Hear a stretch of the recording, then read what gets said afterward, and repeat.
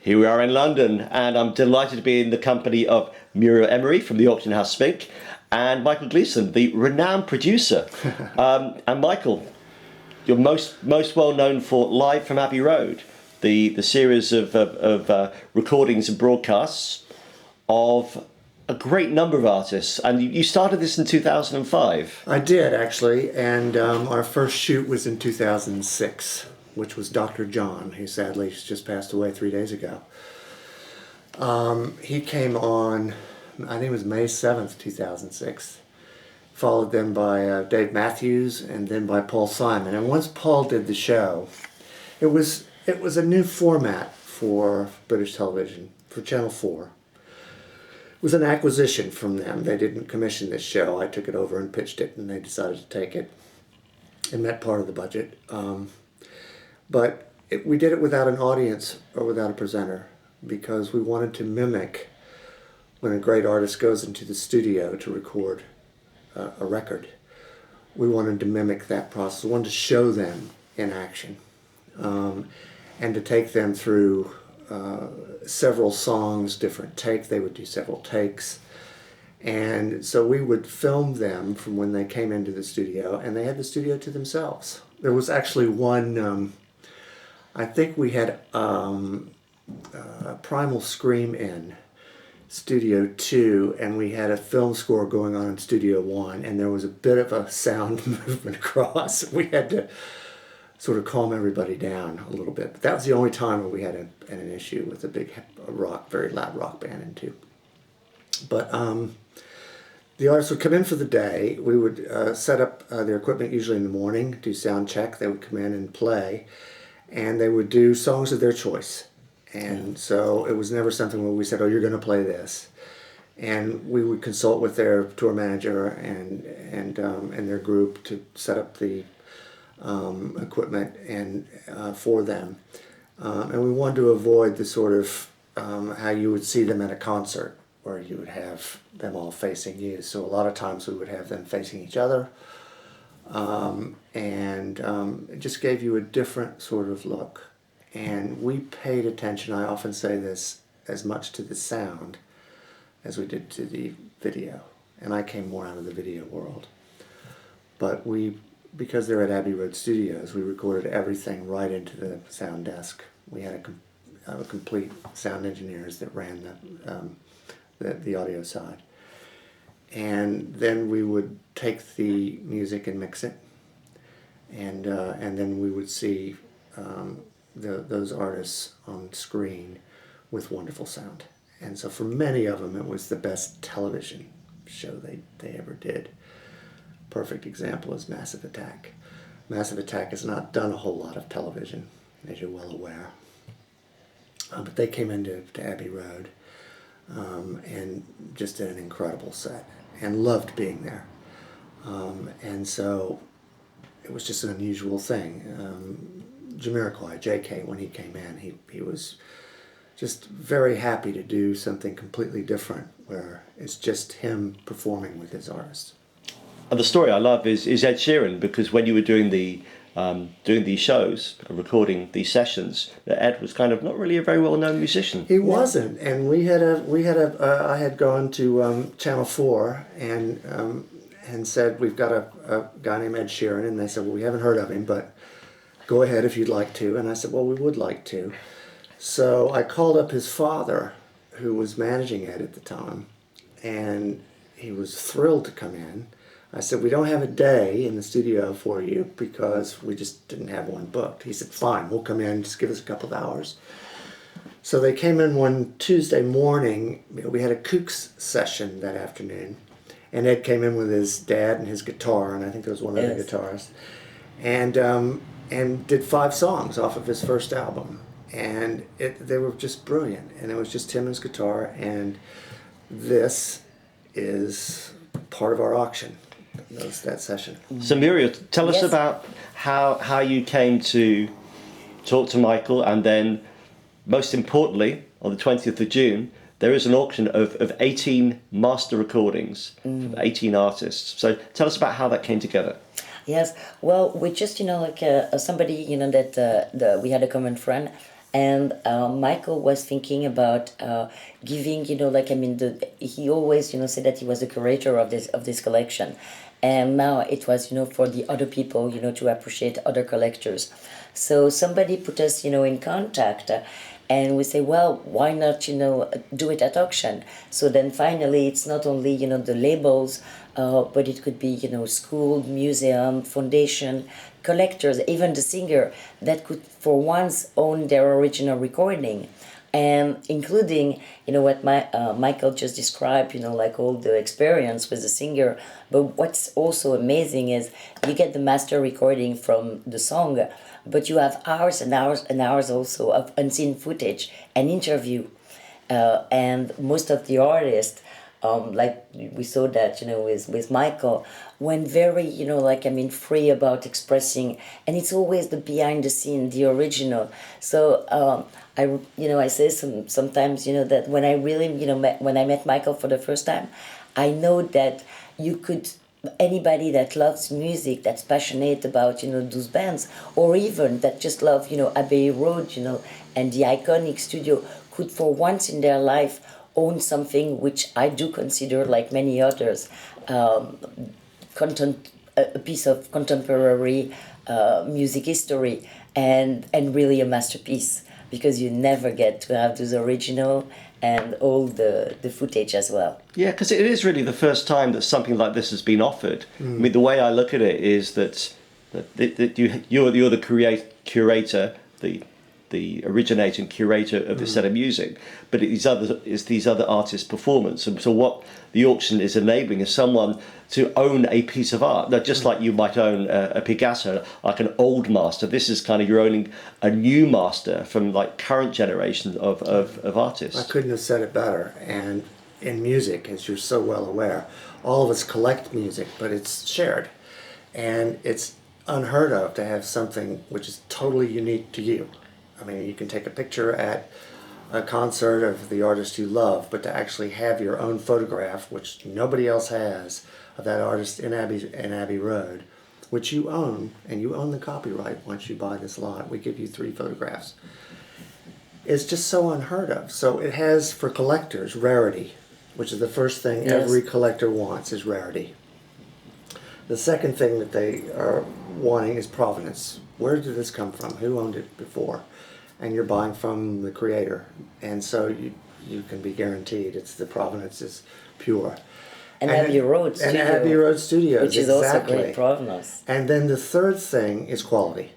And we can go through every single artist, and you may be a fan of Primal Scream, and you may be a fan of Seal, different artists, and you may not care about the others, but the ones that are there are all world class. And all of them. And so in this first part, we have some just incredible artists. Yeah, Michael, when he decided, to make the selection for the first, part of the auction, 18 artists, we sat for hours and hours and hours. And what was really important for you, Michael, was to offer a sample of every single musical genre to appeal to everybody, around the world. So you've got rock, pop, jazz, you've got artists that more appeal, like Gypsy King, or Jamiroquai to the Latin, music lovers. You have Mika. Great vocal range, Mika. Yes. So. Yeah, I mean, everyone remembers his single, and people think it's is that like a Freddie Mercury outtake? No, who is that? You do think that. Yeah, the voice is really good, and he's a lovely guy. And he's one thing you can say about all of these artists is nobody works harder than they do. And they talk about, they have great musical talent, and that's the reason they are where they are. Ed Sheeran did 321 gigs the year before he came on our show. He outworked everybody, and on the day he came in that morning. And his dad told me, well, he's got a gig this afternoon, he's got a dinner time he's playing, and he's going out tonight to Camden to do a gig. So the guy played all the time. And that's why they get so good. It's just like they can't get this good without working.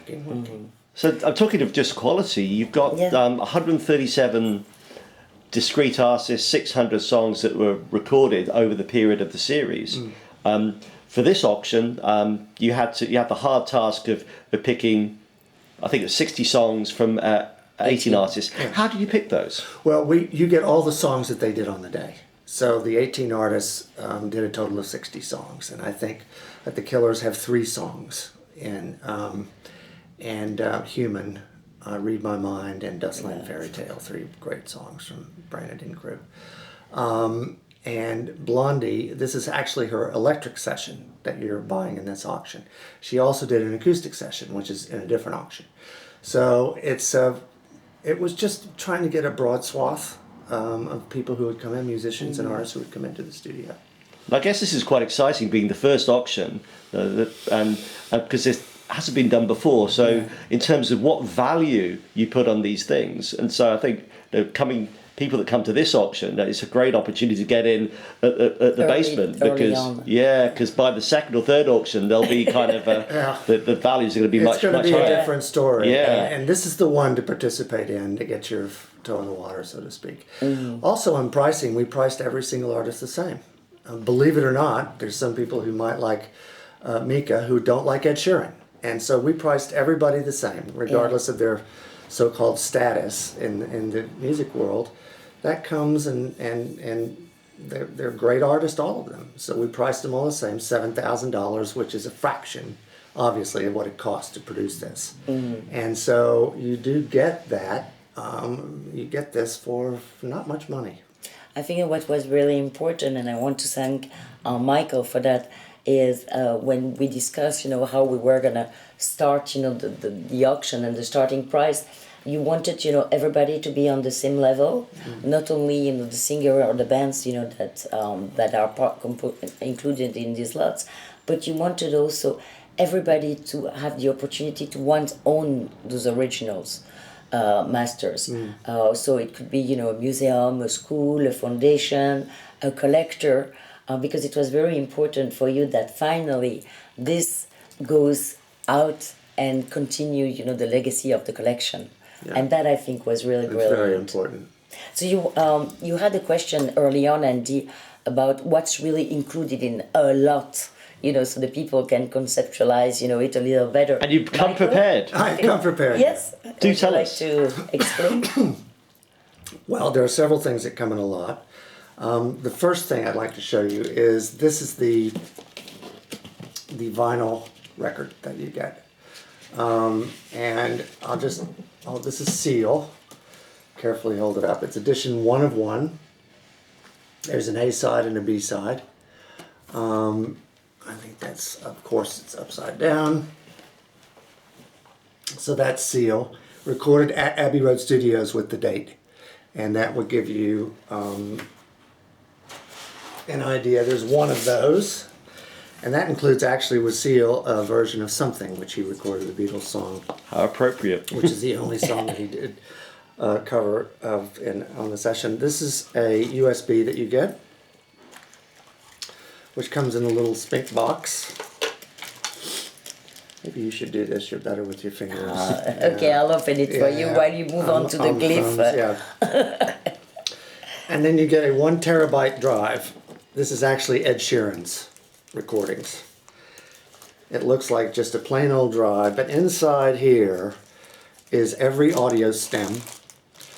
We have 4 cameras, so it's every take. Those cameras ran the whole time he was there, and it has every single bit of that footage. We shot this digitally in that season, so it's all on this one drive, and this is the only existing copy of this stuff. I mean, we put it all on here, and everything's destroyed. So this is what you get, and don't lose it, because it cannot be replaced. And for the earlier session, they get the glyph and they get as well the tapes? Oh yeah, and of course, like with Elbow, for instance, which is the first artist I think that's whose material is auctioned, you get the original tapes. We shot on film the season that I think they did season 1, and so you get those original tapes. And anyway, if you've got your Pro Tools, you can put all this in and remix the songs. And then finally you get this little USB, which has the final edits of each song, audio and video, so that you can carry around. Yes, I think that's an important thing to state. Not only do you have kind of a finished mixed version that went out so people can just enjoy the performance, but the people that acquire each of these performances, they can use the stems and play around with it, for their own enjoyment or education. Yeah, just for their own. Yeah. Because this comes with no commercial rights, absolutely none. So whatever you have, you just get this for yourself. It's just the master recordings. But I guess if one of the artists says, actually, I remember that Abbey Road session, I want to include it in my box set or otherwise, the new owner, who's the copyright owner of the medium and the recordings, though they then become part, because they're curating that. Yeah. They would then have the opportunity to negotiate with whoever wanted to release that That's with exactly the artist's right. permission. You can't do it yourself, but if the artist wants to do something with it, they can come to you and you can make a deal with, which I'm sure you would do, because it'd be the right thing to do. So with that in mind, are you expecting some of the artists or their labels to be bidding? Well, we hope so. You have a great movement, especially with the bigger artists. Taylor Swift is leading the way to own their own masters. And she basically said, the next album I do, I'm going to own the masters. And she has really made this a focus point for artists going forward. It's very interesting how that's happened. And so we hope that some of the artists will come in and bid on these. They'll buy them at fair market value. And that's what we'd hope to see happen. And we're recording this a week before the auction on the 20th of June. So Muriel, people can join the auction online. Alors, there's various ways. The auction is already posted, online on the spink.com, so they can register already, and the day of the auction bid online.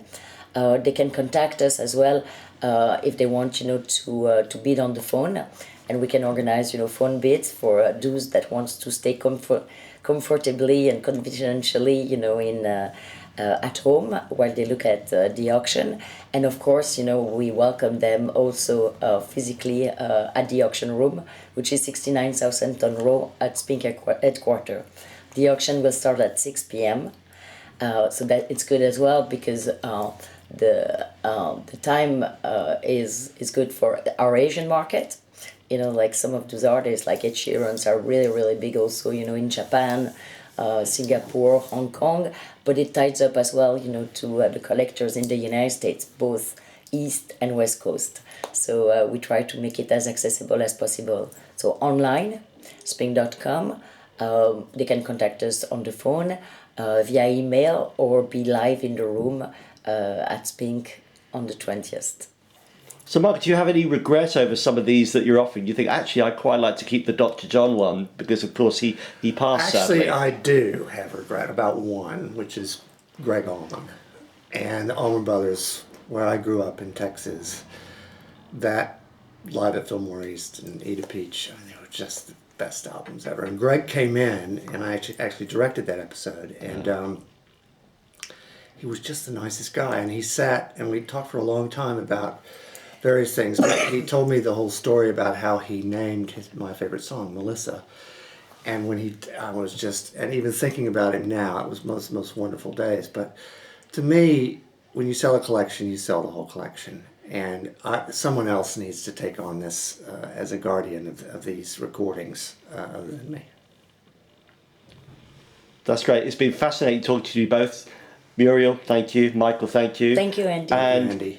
the great thing is that not long to wait. People can check out all the details online and be at the auction. You may be bidding alongside the artists themselves, so it's going to be really exciting just to watch how it goes. Great. Yeah, Michael had a line which I think encompassed his passion. It was bid on. I'll bid on one, or you can bid on two, or you can bid on all. It's up to you. That's what I think. That's great. We're really looking forward to it. Thank you, guys. Thank you. Thank We'll you. see you very next much. week. Cheers. Thank you.